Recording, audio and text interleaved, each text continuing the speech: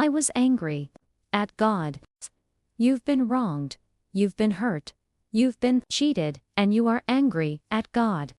Whatever negative thing that's happened in your life may leave you feeling like God doesn't roar, wondering why He didn't intervene when He should have.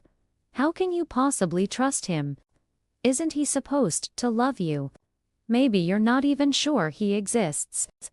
It's okay to question the trials that you or someone you love are facing. Throughout history, people have struggled to understand why these things happen. Even people in the Bible, like King David, Moses, and Habakkuk, didn't hesitate to tell God how they felt. David wrote, "How long, Lord, will you hide yourself forever? Will your anger keep burning like fire?" The prophet Habakkuk cried out, "How long, Lord, must I call for help, but you do not listen? Or cry out to you, violence, but you do not save?" Moses, as he was leading a group of complaining people to their homeland, said to God, "Why have you brought this trouble on your servant? What have I done to displease you?" These great biblical figures weren't immune to suffering and feelings of injustice. They were honest about their feelings, but also acknowledged that God is holy and that His ways are above our ways. There's a difference between wrestling with questions and defiant rebellion against God, between expressing our anger to God and being angry at God.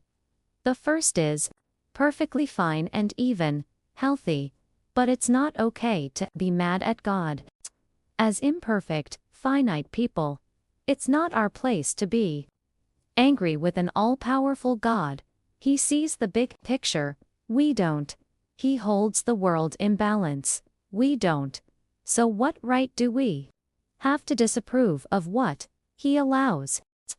God didn't create evil, and He's not out to harm you.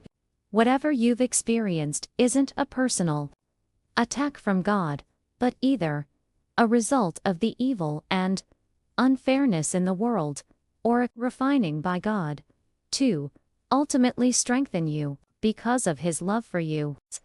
Anger is a valid reaction to hardship, but when left unchecked, it can lead to hostility or bitterness and eat at you from the inside out.